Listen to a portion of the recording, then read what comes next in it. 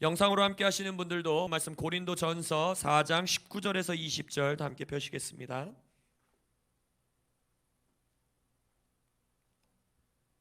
다 펴시셨다 믿고 저와 함께 한 목소리로 두 구절의 말씀 읽겠습니다. 시작. 주께서 허락하시면 내가 너희에게 속히 나아가서 교만한 자들의 말이 아니라 오직 그 능력을 알아보겠으니 하나님의 나라는 말에 있지 아니하고 오직 능력에 있음이라. 20절만 한 번 더 읽겠습니다. 시작. 하나님의 나라는 말에 있지 아니하고 오직 능력에 있음이라. 아멘. 오늘 이 본문 말씀으로 여러분들과 함께 나눌 설교의 제목은 계속해서 우리 하나님의 나라, 교회의 가장 중요한 기둥 중에 하나인 하나님의 나라 시리즈 말씀 여러분들과 나누고 있습니다. 그래서 제목은 하나님의 나라는 오직 능력에 있음이라. 아멘. 하나님의 나라는 오직 능력에 있습니다. 할렐루야. 이 고린도전서는 참 재밌는 서신입니다. 사도 바울이 기록한 서신인데 보통 신학자들이 말하길 고린도전서는 교회의 반면교사이고 에베소서는 교회가 되어야 되는, 그러니까 고린도전서는 교회가 이렇게 하면 안 된다 라는 것을 보여주는 서신이라면 고린도전후서는, 에베소서는 교회는 이런 것이다 라는 것을 선포하는 말씀이라고 말합니다. 그래서 지금 19절에서 이 고린도전서에 말 많은 사람들을 지금 꾸짖는 거예요. 바울이 니네가 이 말도 하고 저 말도 하고 거짓 가르침도 비치고 이 말 저 말 많은데 바울이 뭐라고 하는 겁니까? 내가 너희들에게 능력이 있는지 한번 알아보러 나가기 원한다 라고 말하고 있는 거예요. 그러면서 바울이 말하는 거예요. 하나님의 나라는 이 말 저 말에 있는 것이 아니다. 어떠한 신학 가르침에 있는 것이 아니다. 거짓된 가르침에 있는 것이 아니다. 뭐에 있다라는 거예요? 오직 능력에 있다라고 말하고 있는 거예요. 고람데오 교회에 오직 능력으로 드러나는 하나님의 나라와 통치가 있으시길 예수 이름으로 선포합니다. 예수님이 이 땅에, 우리가 지난주 말씀을 통하여 뭘 배웠습니까? 예수가 육체로 오신 그리스도시다. 아멘. 예수 그리스도가 육체로 오신 것이 아니라 뭐라고 했어요? 예수가, 인간이신 예수가 육체로 오신 그리스도시다. 하나님의 아들이시다. 할렐루야. 하나님의 아들로 이 땅에 육체를 입고 오신, 성령의 능력으로 이 땅에서 하나님의 아들의 인생을 사신 예수다 라는 것을 믿는 것이 교회의 믿음이라 했습니다. 그래서 인간이신 예수께서 이 땅에서 사역하실 때에 두 그룹이 싫어했어요. 하나는 종교 지도자들입니다. 유대인으로 많이 구성되어 있었던 종교 지도자들, 그들이 예수님을 싫어했었던 이유는 무엇이냐? 예수님이 뭘 주장했기 때문에? 내가 하나님의 아들이다 라고 했기 때문에 싫어했어요. 그리고 또 한 그룹이 예수님을 별로 안 좋아했는데 바로 정치 지도자들이었습니다. 정치 지도자. 물론 이게 겹치는 부분이 있어요. 그때 당시 종교 지도자들과 정치 지도자들이 결탁되어 있는 부분이 있었기 때문에 이 겹치는 부분도 있지만, 아무튼 정치 지도자들, 또 로마 제국, 이것이 예수님을 싫어하는 이유가 있었습니다. 왜 싫어했을까요? 무슨 주장 때문에? 내가 왕이다 라는 주장 때문에 정치 지도자들은 예수 그리스도를, 예수님을 별로 좋아하지 않았습니다. 근데 우리가 기억해야 되는 건 하나님의 아들 그리고 이 땅의 왕, 이 두 가지는 뗄래야 뗄 수가 없는 거라는 거예요. 이것은 동전의 양면과 같은 것입니다.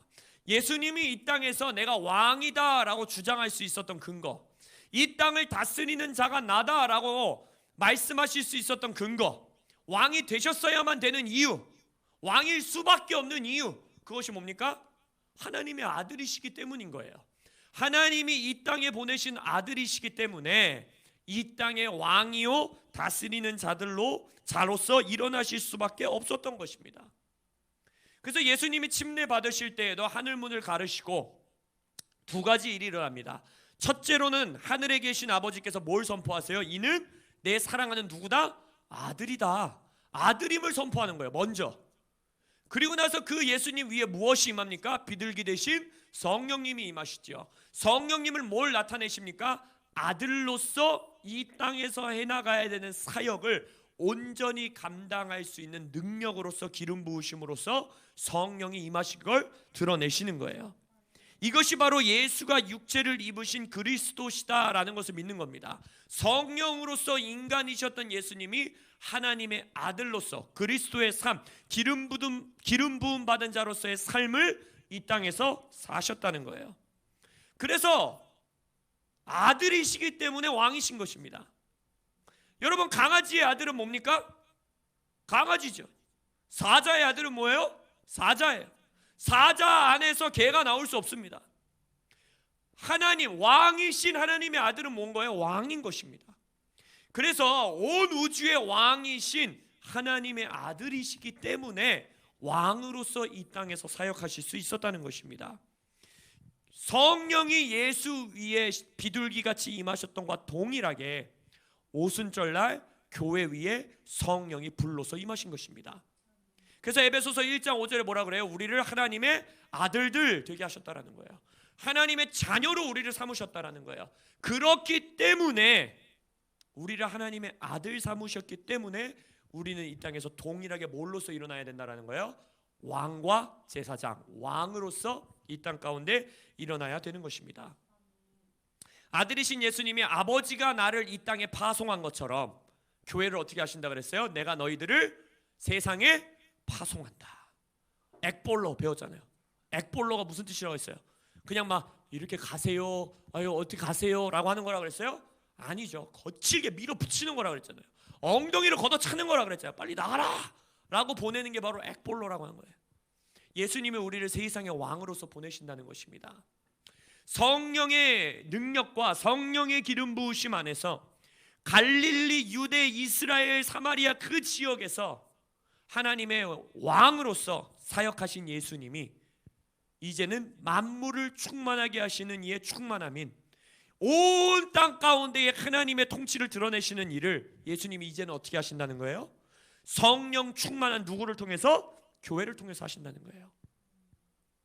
예수님은 유대, 사마리아, 그 예루살렘 그 지역에서 자신이 한 일을 제자들에게 맡기시고 제자들을 통하여 교회들을 통하여 이제는 우리가 성령 충만하여 예수님의 몸으로서 만물을 충만하게 하신다는 것입니다.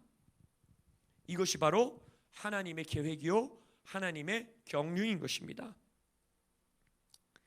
근데 그때 당시 제자들을 포함하여서 예수를 따르던 자들조차도 그들이 가지고 있었던 예수님의 왕의 이미지는 뭐예요?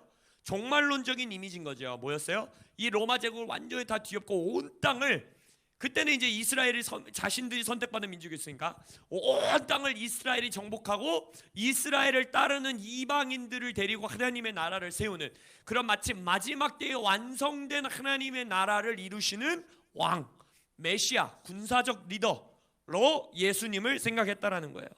물론 예수님께서도 이 복음서 사역을 보면 공생의 기간 동안에 완성된 하나님의 나라에 대해서 끊임없이 선포하셨습니다. 소위 말하는 신학적으로 표현하자면 종말론적인 완성된 하나님의 나라를 선포하셨어요. 그러나 여러분들이 복음서를 보면 예수님께서 이 땅에 계실 때 더 강조하셨던 하나님의 나라의 성질은 무엇이냐? 지금 여기에 임하시는 하나님 나라, Here and Now라고 하는 지금 여기서 역사하시는 하나님의 통치와 하나님의 다스림에 대해서 신학적인 좀 유창한 말로 표현하자면 하나님 나라의 현존성, 지금 이곳에 계시는 하나님, 지금 이곳에 계시는 하나님의 통치와 다스림, 그거에 대해서 예수님은 우리에게 강조하셨다라는 거예요. 근데 예수님께서 아들인 자신을 통하여 이 땅 가운데에 하나님의 통치, 하나님의 나라라는 것은 결국 하나님의 통치와 다스림이 있는 곳, 그것의 시간과 공간을 말하는 것인데, 하나님의 다스림을 말하는 것인데, 아들인 예수님을 통하여 하나님의 다스림이 이 땅 가운데 실제적으로 here and now, 지금 여기 드러나게 하시는 역사를 성경 가운데서 어떻게 드러내셨냐는 거예요. 뭘 통해서 그것을 드러내셨어요? 능력과 권능으로 드러내신 겁니다. 우리가 소위 말하는 기적, 표적, 이적, 능력과 권능, 하나님의 나라가, 하나님의 다스림이 드러날 수 있었던 것은 예수님을 통하여 하나님 나라의 권능과 능력이, 소위 말하는 두나미스가 드러났기 때문에 예수님이 왕이시오, 예수님이 하나님의 아들이라는 것이 드러날 수 있었던 거예요. 누가복음 11장에서 뭐라고 합니까? 내가 만일 하나님의 손을 힘입어 귀신을 쫓아낸다면 하나님의 나라가 이미 너에게 어떻게 하였다? 임하였느니라. 치유하고 축사하고 죽은 자를 살리고 뭉둥병을 치유하고 열병 환자를 치유하고 소경을 눈뜨게 하고 절름발이를 걷게 하는 그 하나님 나라의 권능이 드러날 때에 그때 하나님의 나라가 임했다라는 거예요. 할렐루야. 침례 요한도 잘 사역하다가 갇히게 된 이후에 의심을 품게 돼요. 짧게나마. 당신이 내가 기다리던 메시아십니까? 아니면 내가 다른 자를 또 기다려야 됩니까? 라는 그 침례 요한의 물음 가운데에 예수님이 어떻게 응답하십니까? 대답을 잘 들어보세요. 마침 그때에 이제 제자들이 온 거예요. 요한의 제자들이 와서 물어보는 거예요. 우리의 스승인 침례 요한이 이렇게 물어봅더이다 하고 이제 예수님께 질문을 가지고 나오니까 예수님이 이렇게 대답합니다. 마침 그때에 예수께서 질병과 고통과 및 악귀 들린 자를 많이 고치시며 또 많은 맹인을 보게 하신지라. 예수께서 대답하여 이르시되 너희가 가서 보고 들은 것을 요한에게 알려라. 뭘 보고 들었다는 거예요? 맹인이 보며 못 걷는 사람이 걸으며 나병 환자가 깨끗함을 받으며 귀 먹은 사람이 들으며 죽은 자가 살아나며 가난한 자에게 복음이 전파된다 하라. 지금 이게 무슨 말이에요? 이 기적과 권능이 나를 통하여 흘러나오고 드러나는 것을 통하여 요한에게 알려줘라. 내가 바로 하나님의 아들이다. 내가 바로 네가 기다리던 메시아다. 이 땅의 통치자로 온 메시아다. 기름 부음 받은 자다 라는 것을 알리라는 거예요. 예수님은 또한 제자들에게 내가 행하는 이 일을 보고 믿어라 라고 제자들에게 말합니다. 내가 아버지 안에 거하고 너희는 내 안에 계신 것을 네가 믿지 아니하느냐? 빌립이 물어보잖아요. 아버지를 보여주십시오 라고 물어보니까 예수님이 약간 좀 답답하셨던 것 같아요. 야, 너 나를 봤는데 아버지 보여달라고 하면 어떡하냐? 라고 말하면서 대답하시는 거예요. 내가 너희에게 이르는 말은 스스로 하는 것이 아니라 아버지께서 내 안에 계셔서 그의 일을 내가 하시는 것이라. 내가 아버지 안에 거하고 아버지께서 내 안에 계심을 믿어라 라고 제자에게 말해요. 근데 혹시 네가 그걸 못 믿겠거든. 뭘로 믿으라는 거예요? 행하는 그 일로 말미암아 믿으라는 거예요. 내가 행하는 일을 보고 내가 하나님의 아들이라는 것을, 내가 하나님 안에 거하고 하나님이 내 안에 거하시다는 것을 믿어라 라고 제자들에게 말씀하신다는 거예요. 근데 여기서 멈추질 않아요. 예수님은 뭐라 그랬어요? 내가 한 일보다 어떤 일을? 더 큰 일을 너희들이 하겠다. 그래서 내가 아버지께 가는 게 너희들에게 이득이다, 베네핏이다, 너희들에게 득이다, 복이다 라고 말씀하시는 거예요. 교회들이 뭐라고 말합니까? 많은 교회들이, 저는 교회들을 비난하는 것이 아니라 여러분들도 신앙생활을 해오는 것 가운데 많이 들었던 말이 뭐예요? 드러나는 현상을 따라가면 안 된다. 기적과 표적과 이사 이런 것들을 믿고 따르면 안 된다. 그건 위험하다. 그것만 구하면 안 된다. 물론 교회들은 무슨 말을 하는지 압니다. 뭘 이 걱정하고 염려하는지 알지요. 우리가 그걸 모르는 게 아니잖아요. 근데 저는 여러분들에게 말씀드리는 것은 기적과 이적, 드러나는 역사, 그것을 구하는 게 위험하다 라는 가르침은 성경에 없다라는 것입니다. 예수님은 한 번도 우리에게 그걸 가르치신 적이 없다라는 거예요. 그분들의 마음을 모른다라는 게 아니라 성경적으로 그 말을 하시지 않는다는 겁니다. 이 시대에 흔치 않다 해서, 우리의 삶에 많이 드러나지 않는다 해서, 내가 경험한 적이 없다 해서, 심지어는 내가 가장 기적이 필요할 때 열심히 기도했는데 그 기적이 일어나지 않았다고 해서 하나님의 부르심을 바꿀 수는 없는 겁니다. 성경의 가르침을 우리 마음대로 바꿀 수는 없는 거예요. 예수님은 정확하게 말씀하셔서 내가 행하는 일을 보고 날 믿으라는 거예요. 그리고 내가 한 일보다 너희들이, 교회들이 더 큰 일을 행하겠다, 아주 심플하게 말씀하셨다는 것입니다. 예수님의 말씀인 거예요. 진리는 진리인 것입니다. 진리가 진리될 수 있는 것은 아까 말한 것처럼 내 삶에 일어나지 않는 것 같고, 내게 느껴지지는 않는 것 같고, 내가 많이 경험해보지도 못했고, 심지어는 내가 그것을 구했는데도 내 삶에 일어나지 않았다 하더라도 흔들리지 않고 바뀌지 않기 때문에 진리인 겁니다. 그럼 우리는 뭘 씨름해야 돼요? 뭘 외쳐야 돼요? 수년간 해도 잘 안 돼도, 내가 잘 못해도 주여 말씀대로 우리가 살게 하여 주십시오라고 구해야 되는 겁니다. 그것이 교회가 교회될 수 있는 라이프 스타일인 것입니다.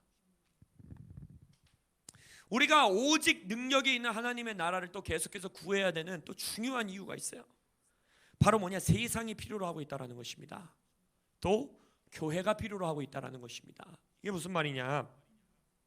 출애굽 당시에도 여러분 10가지 하나님의 기적을 보여주시죠. 앞에 몇 가지 기적이 일어날 때는 애굽인들이 콧방귀도 안 낍니다. 우리도 그런 신 있어. 우리도 이 애굽의 신들이 얼마나 많은데, 이집트 신들도 얼마나 강력한데 라고 콧대 높은 애굽인들이 하나님의 역사를 반복해서 보고 나니까 우박을 떨어뜨리시겠다라는 하나님의 말씀 앞에서는 어떻게 해요?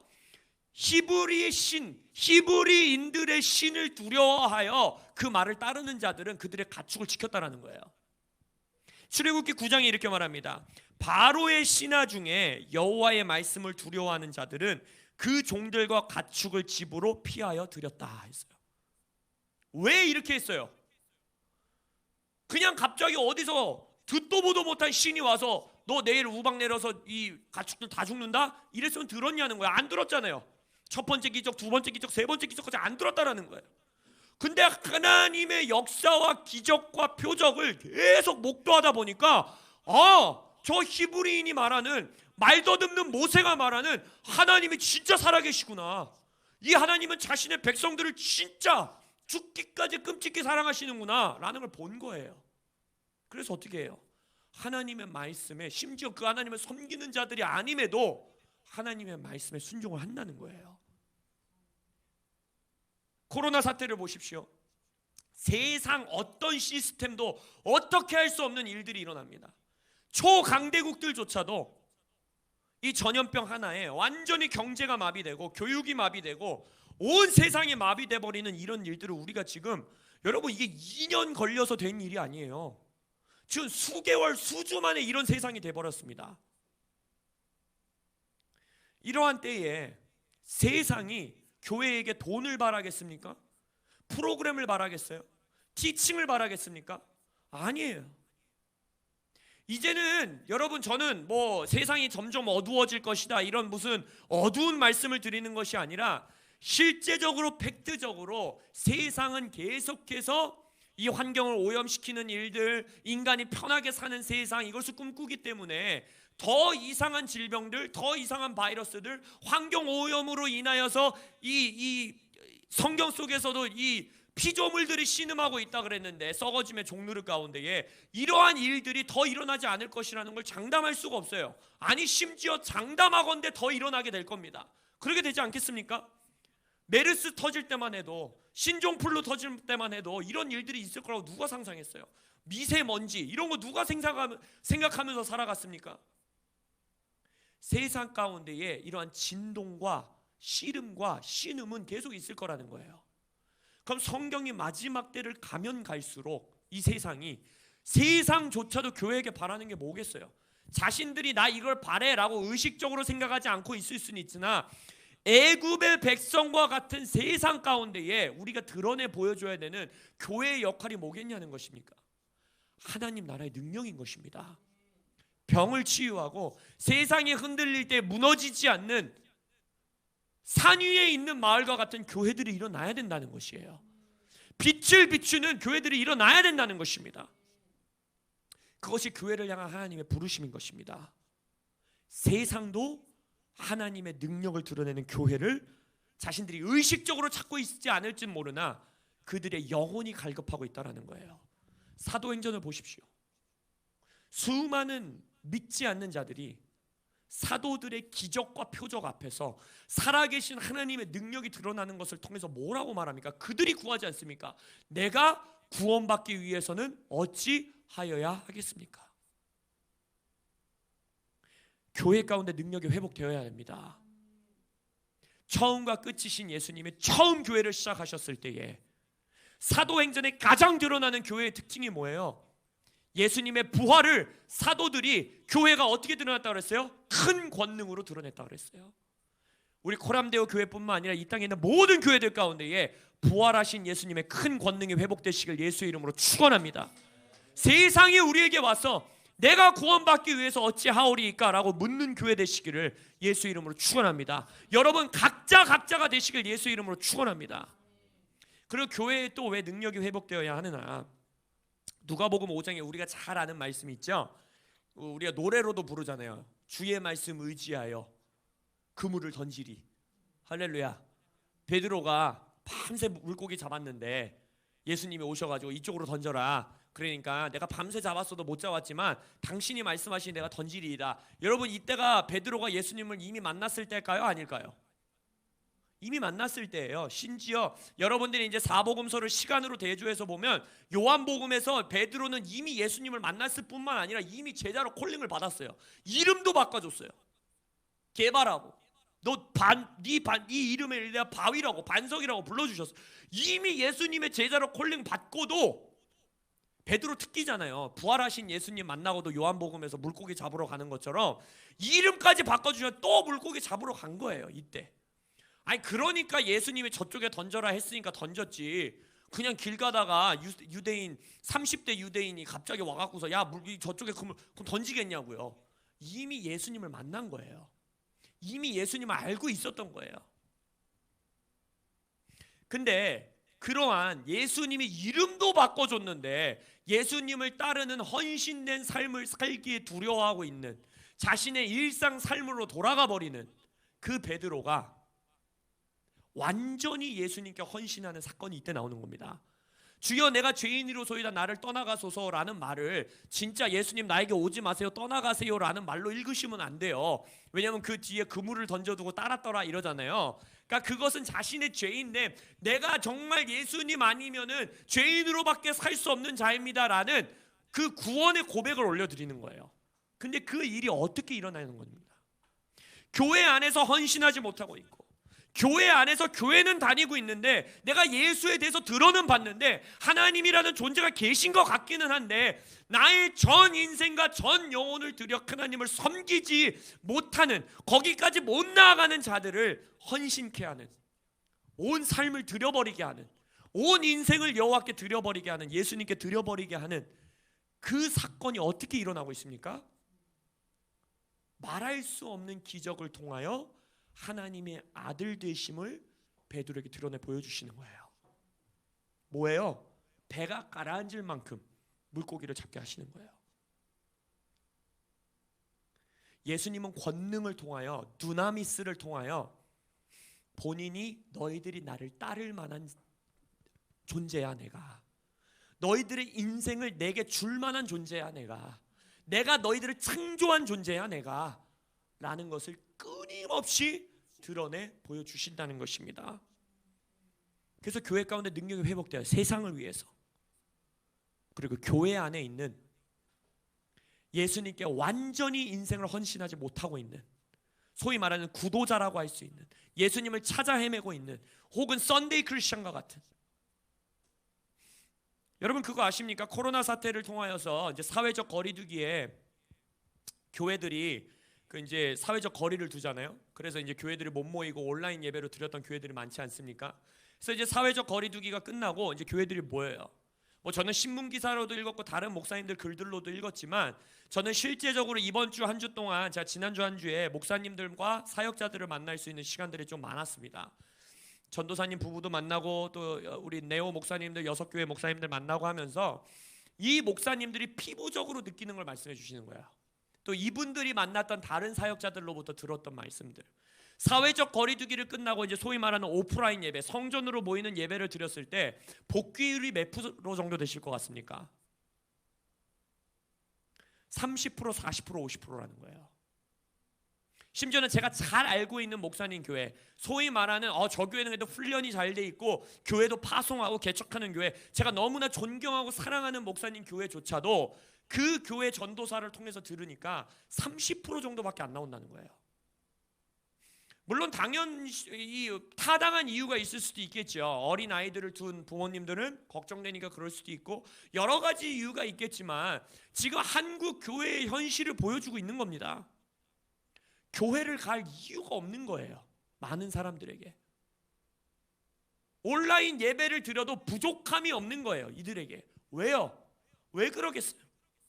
교회가 교회돼야 되는 거, 교회가 실제적으로 하나님의 나라를 보여주고 드러내는 역사들이 이제는 교회 안에서 회복되지 않는다면 사회적으로도 교회는 살아남을 수 없게 됩니다. 사회 시스템 안에서도 시스템을 따라가는 것만으로 교회가 살아갈 수가 없는 세상이 올 수도 있다라는 거예요. 아니, 오고 있다라는 거예요.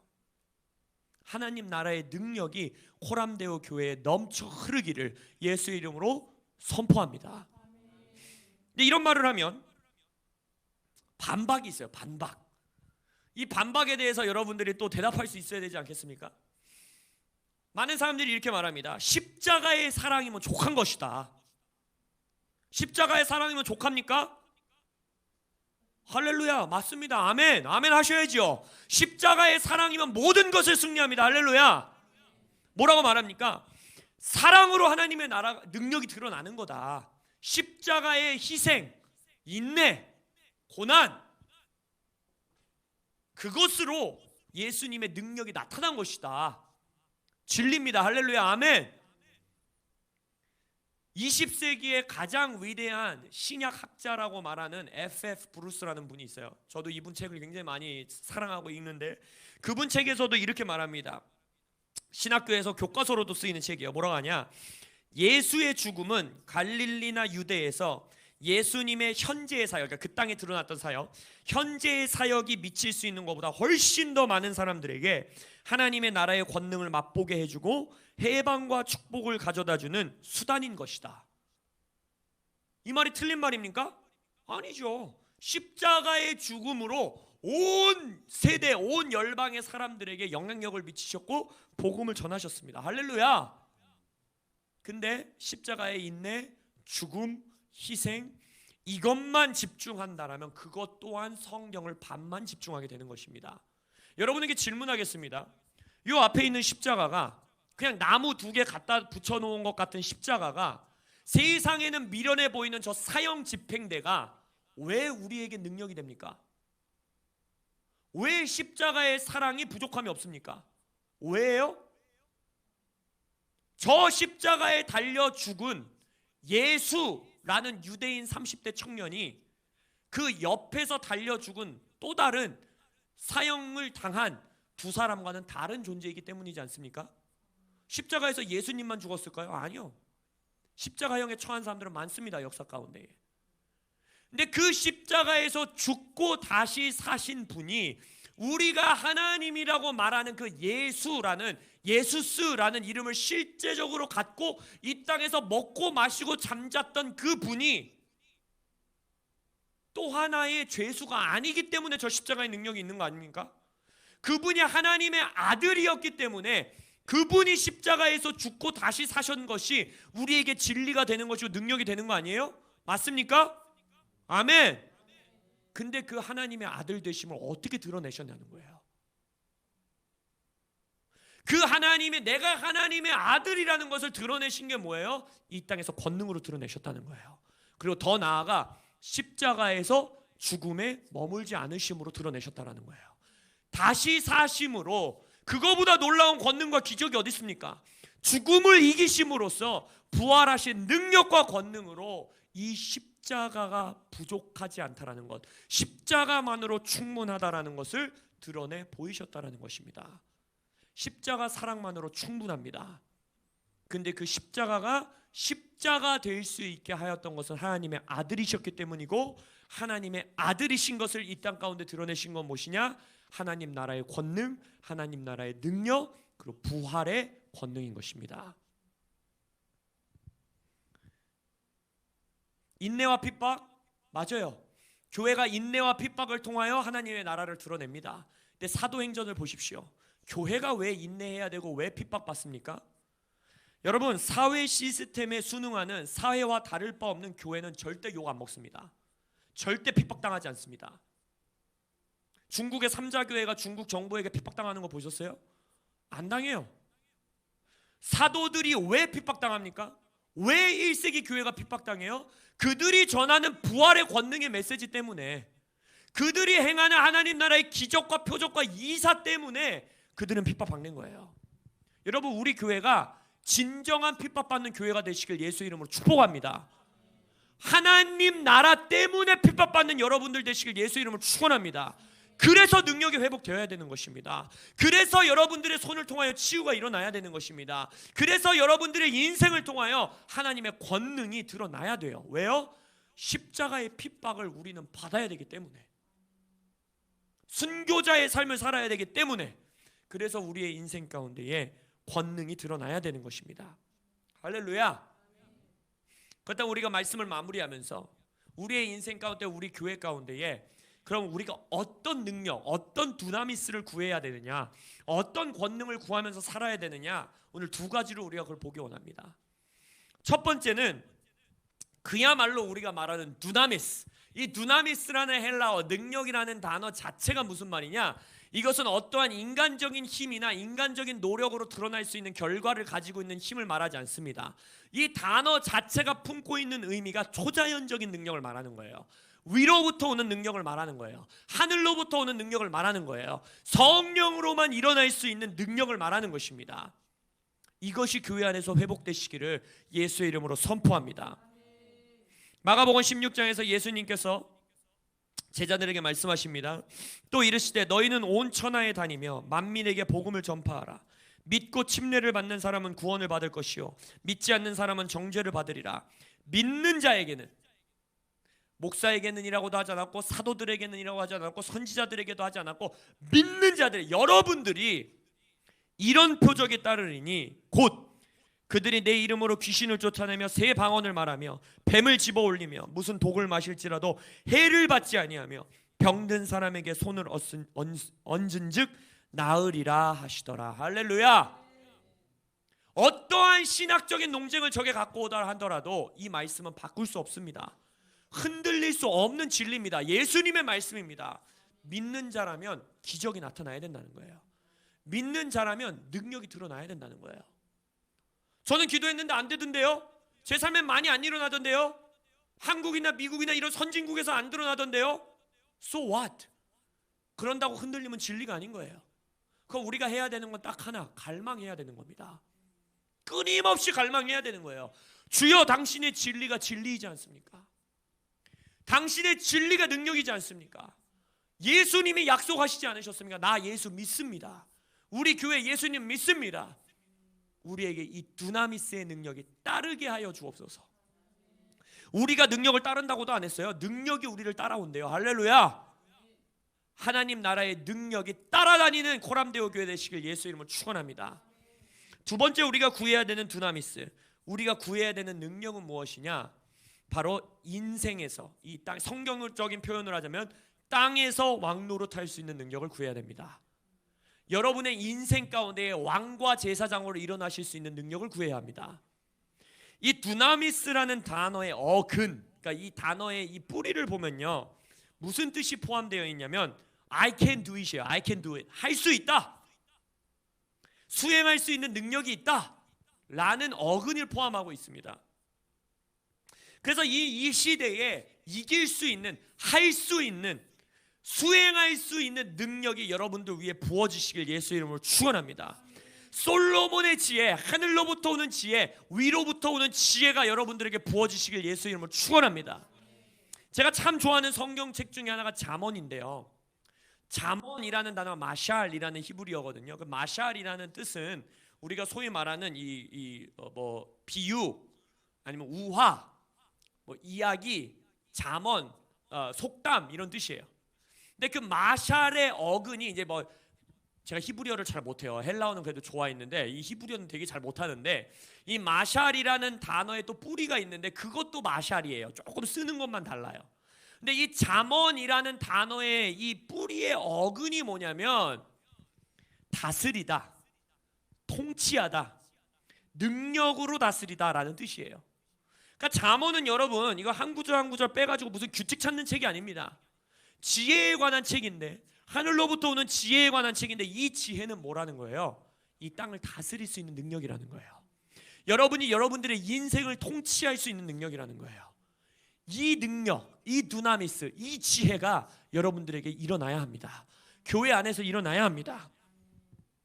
그래서 우리는 일터 교회를 외치는 것이고 영역 교회를 외치는 것이고, 여러분들이 여러분의 학교와 여러분의 직장과 여러분의 일터에 가서 능력으로 일어나는 교회들이 되어야 된다는 것입니다. 이 코로나 시대를 보더라도 세상 경제가 흔들릴 때에 교회 경제 시스템도 함께 흔들린다면 이거 뭔가 잘못된 거예요. 세상 경제가 흔들릴 때에 우리의 경제 시스템은, 하늘의 경제 시스템은 굳건히 서시는 여러분들 되시길 예수 이름으로 축원합니다.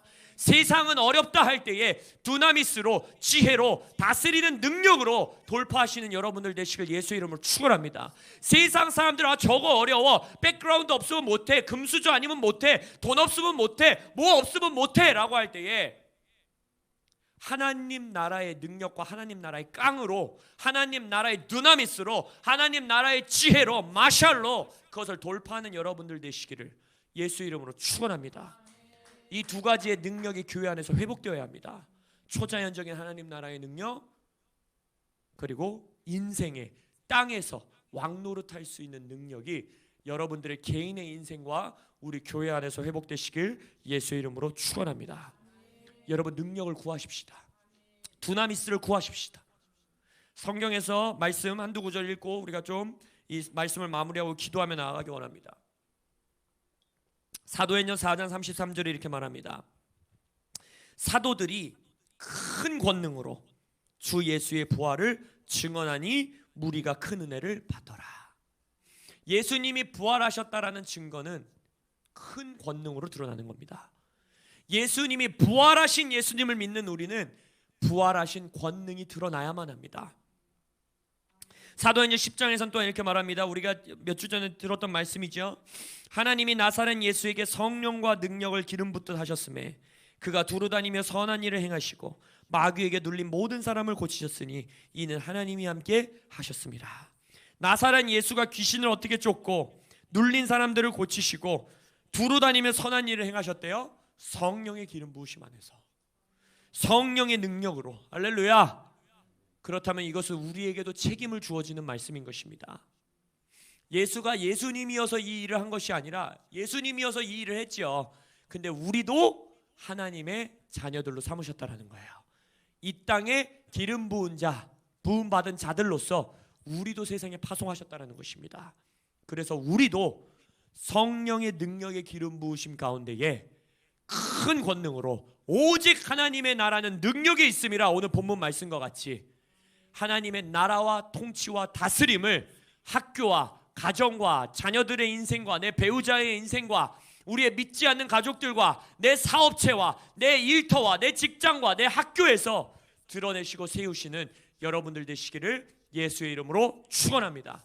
아멘. 기도하시겠습니다.